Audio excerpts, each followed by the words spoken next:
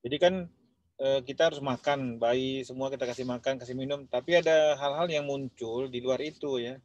Artinya ada yang sensitif atau alergi terhadap makanan. Nah, kalau dia ada gejala klinis, misalnya kita makan telur, tiba-tiba ada diare, ada muntah, ada merah-merah, segala macam. Nah, itu bisa kita sebut kadang-kadang alergi. Kalau dia memang melibatkan sistem imunologi atau hipersensitif. Bisa juga kita sebut intoleran. Contoh intoleransi laktosa ya. Kita nggak pernah bilang alergi laktosa kan? Kita bilang laktosa intoleran. Kemudian yang alergi, yang imunologi, dia terbagi dua. Ada yang IgA mediated dan non IgA mediated. Jadi yang IgA mediated ini yang bisa kita periksa dengan skin prick test. Jadi kalau nanti pernah lihat skin prick test, yang kita periksa adalah IgA mediated. Kemudian IgA mediated ini yang sering kita sebut yang atopi.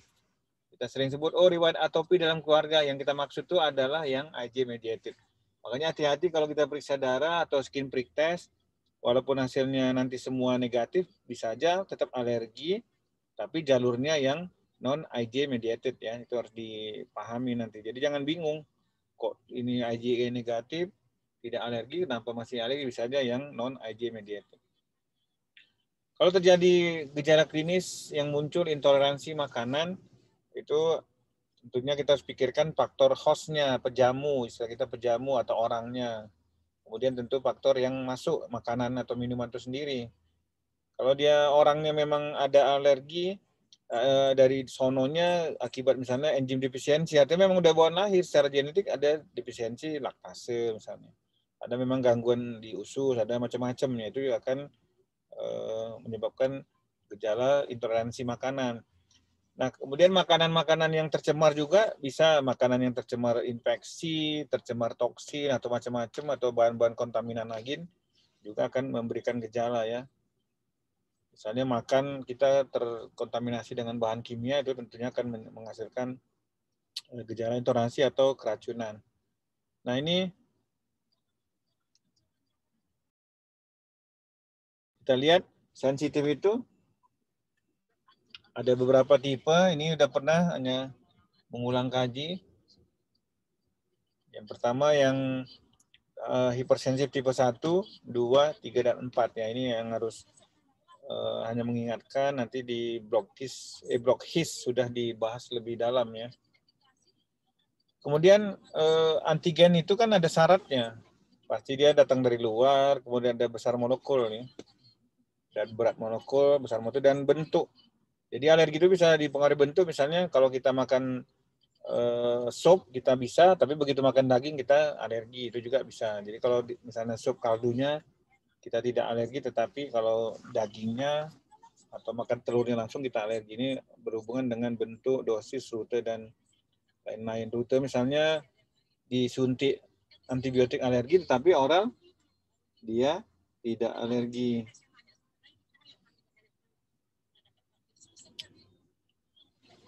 Kemudian antigen itu akan memberi respon yang berbeda di tubuh kita. Ada yang bersifat proteksi, kita sebut imunogen, ini yang positif buat kita, dan ada yang menyebabkan kerusakan atau kita sebut alergen ya.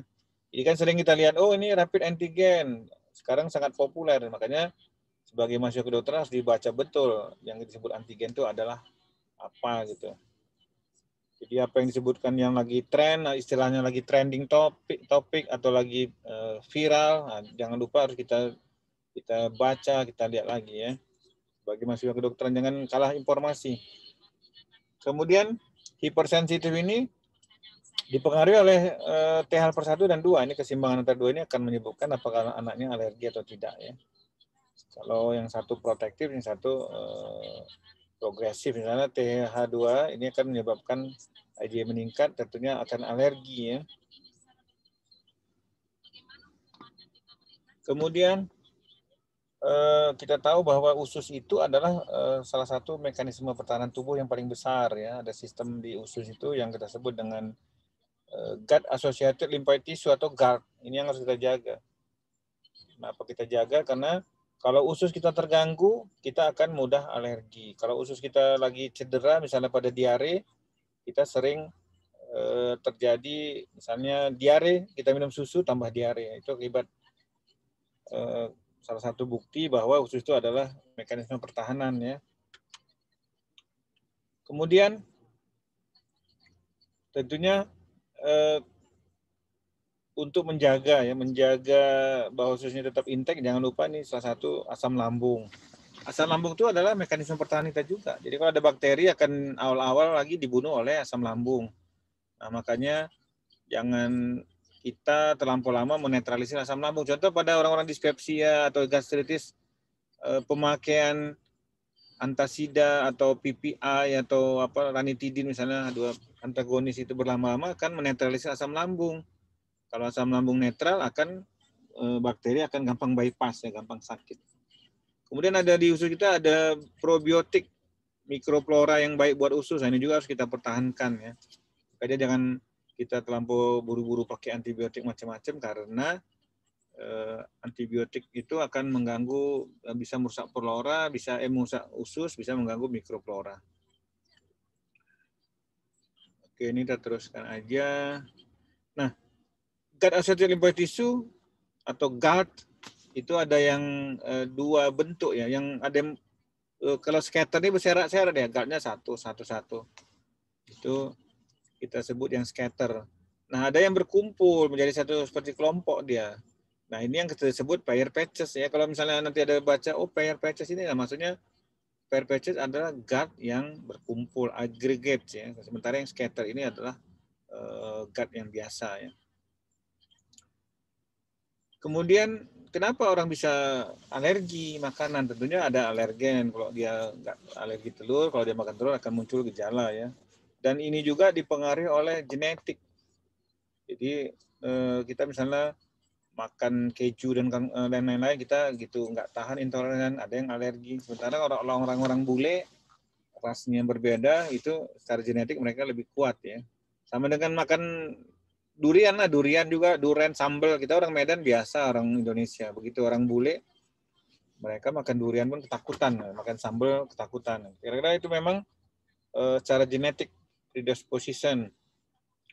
Kemudian pada anak-anak prematur atau yang saluran cerna terganggu, itu gampang alergi. Kenapa? Karena memang masih berkembang saluran cernanya, kemudian Taik Johnson namanya, di usus kita ada Taik Johnson, itu masih bocor, leaky itu belum sempurna ya.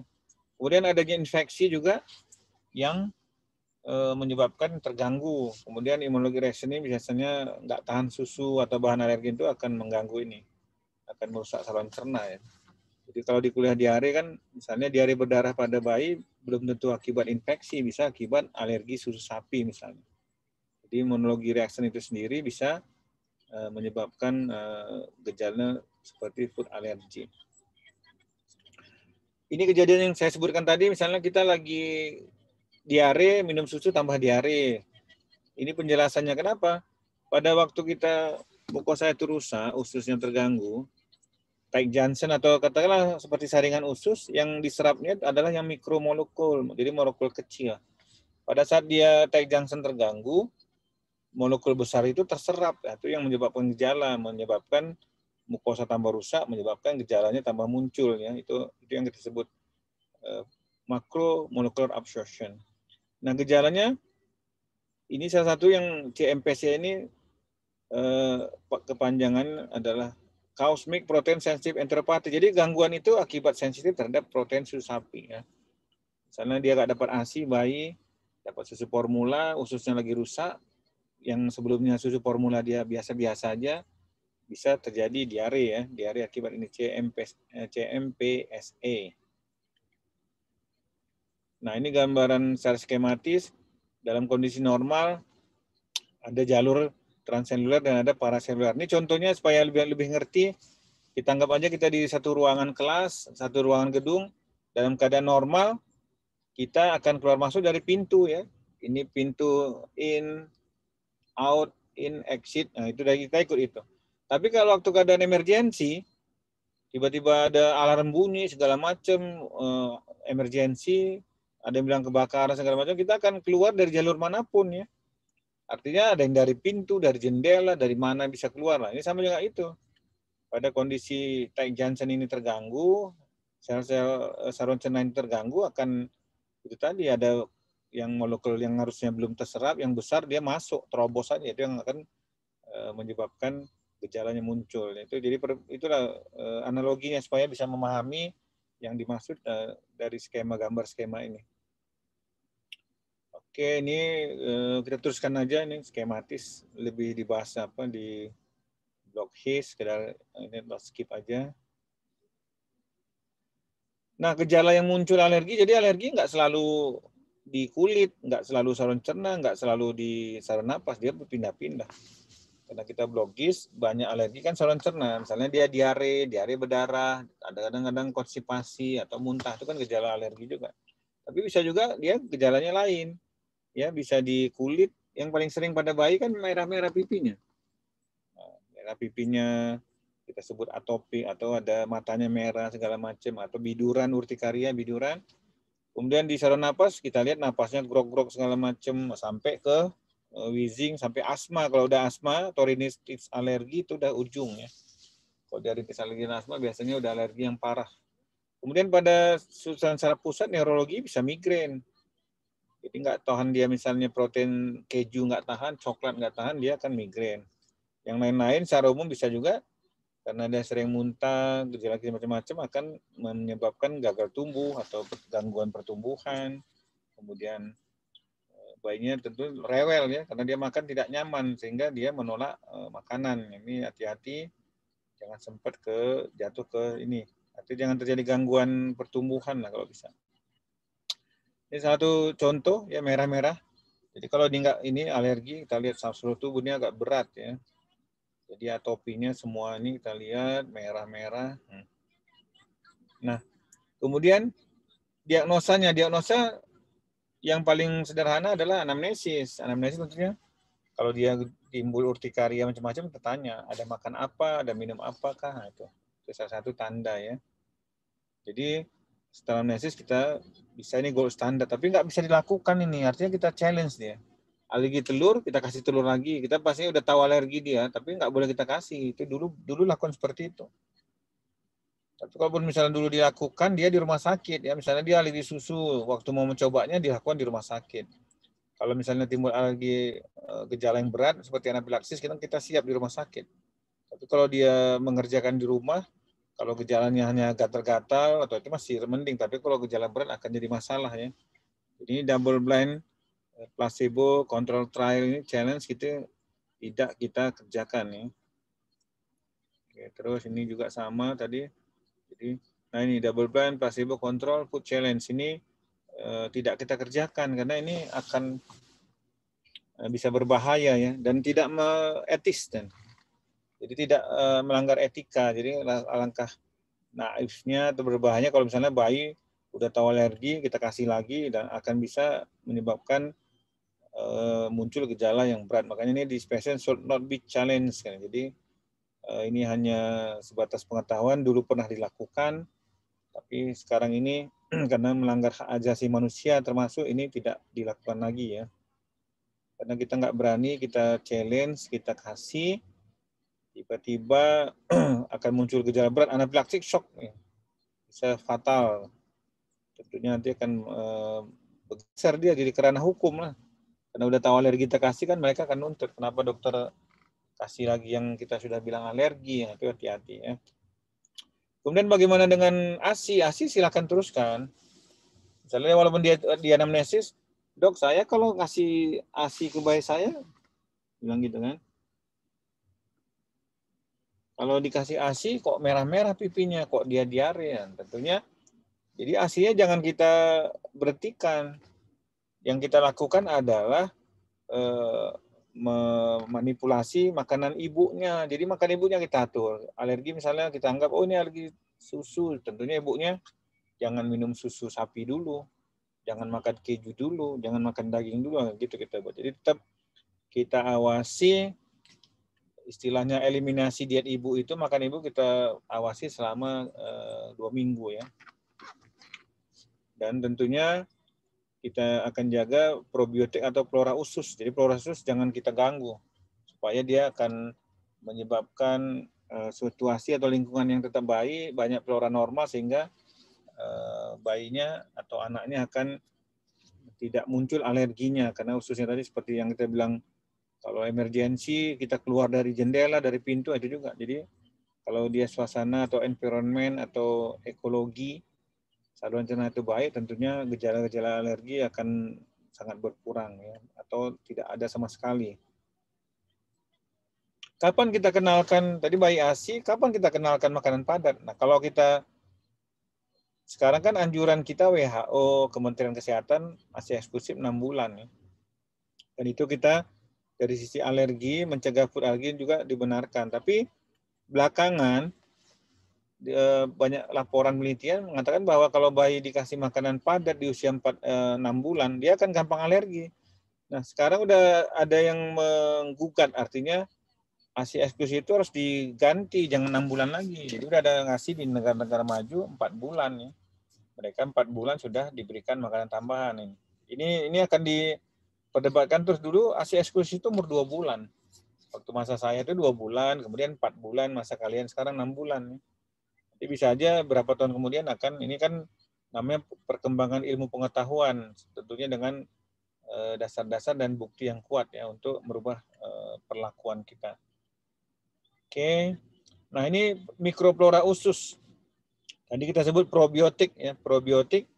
Jadi jangan nanti bingung kalau banyak produk. Ini ada probiotik. Probiotik adalah kuman yang baik buat usus. Probiotik ya, ada lactobacillus atau golongan Bifidobacterium ya. Apa juga istilah ada nanti prebiotik. Pre maksudnya adalah makanan dari probiotik. Jadi probiotik itu bakteri yang baik itu, prebiotik adalah makanannya.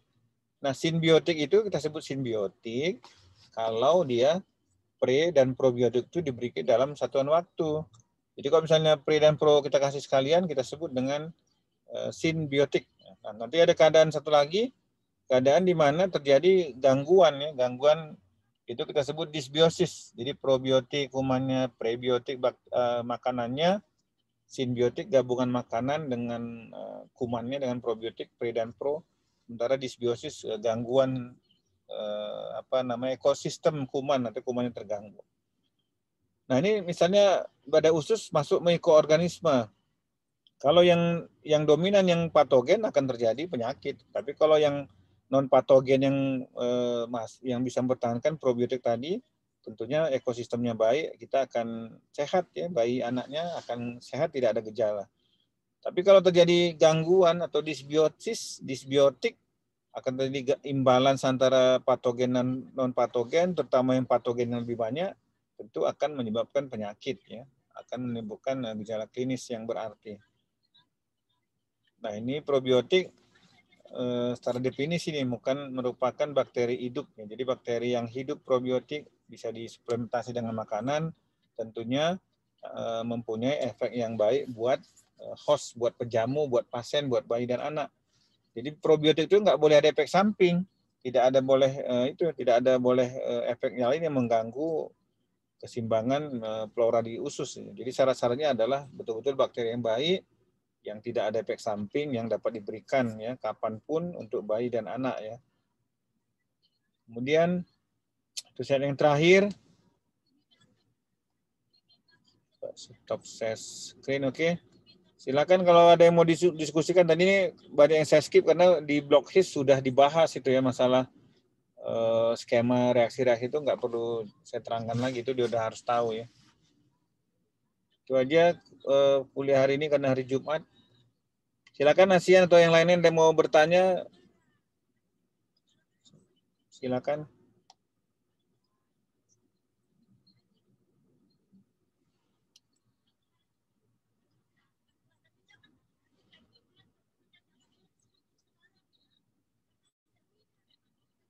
Izin bertanya, dokter. Ya, Agustina, ini sinyal saya jelek. Silakan Agustina ya, sinyal saya agak jelek nih, turun lagi. Ya, silakan. Ya dok, saya sering mendengar dok, kalau kasus alergi pada anak-anak itu bisa menghilang dengan sendirinya dok pas dia dewasa, atau malahan pas anak-anak tidak dijumpai adanya alergi, pas dewasa malahan ada dok. Nah, kenapa bisa gitu ya? Ya, ini memang terjadi ya. Bagus pertanyaan. Maksudnya terjadi kita di sehari-hari. Nanti kita sebagai dokter itu banyak pertanyaan. Alergi sebenarnya kan nggak bisa kita bilang sembuh itu, Agustina. Jadi tidak respon dia. Misalnya asma, kalau udah pada fase itu kan dia nggak bisa sembuh. Asma nggak sembuh. Rhinitis alergi kan yang bahasa kita tidak kambuh kan. Nah makanya kalau kita mau, ini kan cerita sensitif. Tentunya supaya dia bisa tahan, kita beri sensitasi pelan-pelan ya. Artinya misalnya kalau dia lagi alergi susu sapi, kita stop dulu beberapa waktu, bisa 2 minggu sampai 3 bulan. Kemudian kita berikan pelan-pelan. Contoh gini cara berinya kan. Contoh dia alergi daging ya, daging atau beras. Kita nanti waktu mensensitasinya supaya dia kuat, bisa tahan, bisa badannya tidak memberikan reaksi berlebihan pada daging, kita kasih kaldunya dulu. Jadi kita kasih kaldunya dulu, baru pelan-pelan kita kasih dagingnya. Nah kalau dia masih muncul gejala, kita stop dulu lagi gitu dia. Jadi maju mundur, maju mundur. Kemudian menurut penelitian alergi ini berubah ya, berubah dia. Misalnya sekarang ini daging nggak tahan, nanti dia bisa tahan daging tapi bisa alergi berubah ke udang atau ke seafood lain ya. Itu bisa terjadi. Nanti sama teorinya. Masalah teori ada yang sensitifnya lambat ya, itu teorinya berubah dia. Jadi jangan, tetap cara tahan sama. Kalau dia berat harus kita stop penyebabnya. Kalau dia misalnya kepingin juga makan daging atau udang, gejala nggak berat ya boleh sambil makan obat ya. Jadi sambil makan obat ya sambil banyak gitu orang kan. Sambil makan, dia tahu dia yang alergi dimakannya, habis itu antihistamin misalnya cetirizine, dikasih antileukotriene macam-macam.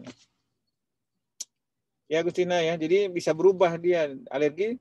Kita hanya bilang kontrol, jangan kita bilang sembuh. Suatu saat bisa kambuh lagi dengan bentuk yang berbeda. Bisa sebelumnya dia hanya di kulit, nanti bisa ke hidung, bisa jadi migrain dia. Jadi gejalanya bisa macam-macam, nggak satu tempat ya. Jadi sangatlah penting anamnesis tadi. Kalau dia ada riwayat alergi, jangan bingung kita. Tiba-tiba ke dokter Agustina misalnya, kok pusing sekarang nggak sembuh-sembuh, bisa aja alerginya pindah tempat ya. Jadi tidak hanya di kulit ya, jadi sudah pindah ke tempat lain ya.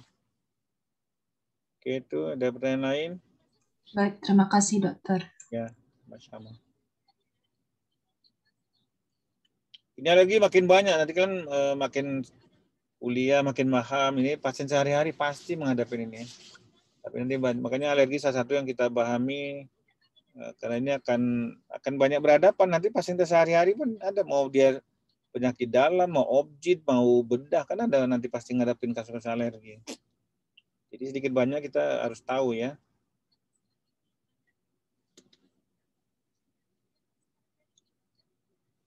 Oke, ada yang lain? Iya. Dokter, apakah laktos intoleransi itu bisa dideteksi pada masa kehamilan, dok? Ya, makasih pertanyaannya. Tapi puyeng, ngapain kita deteksi waktu itu? Karena nanti belajar lagi pada anak-anak bayi baru lahir itu ususnya kan belum sempurna kan.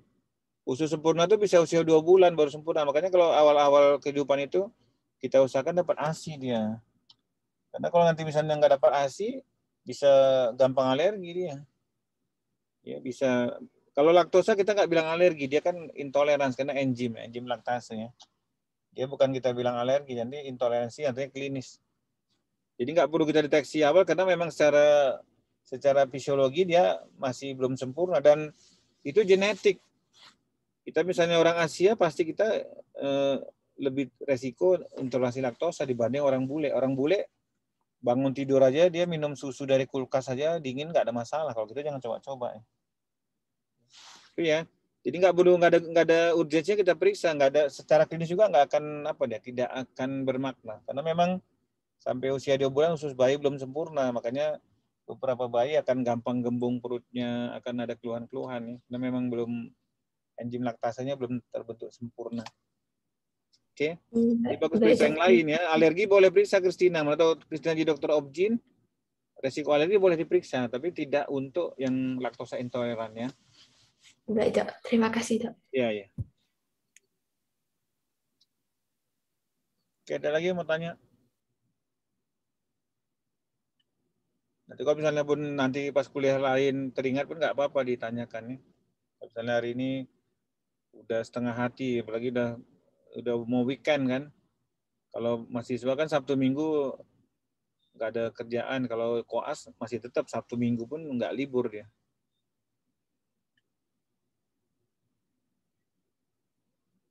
Oke, ada yang mau bertanya lagi? Masih ada mungkin 1-2 pertanyaan boleh.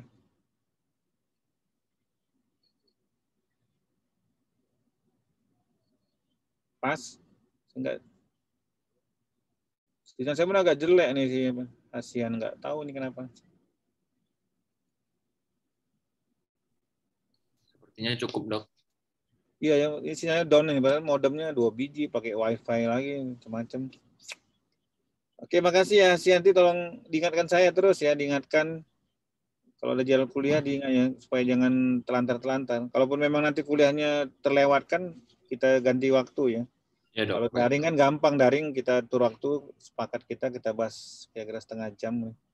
Iya, Dok. Ya, makasih ya. Udah ini Jumat nanti yang mau sholat siap-siap, yang lain juga biar bisa istirahat, makan siang dulu. Makasih, saya Jin Lev ya. Assalamualaikum warahmatullahi wabarakatuh. Selamat siang.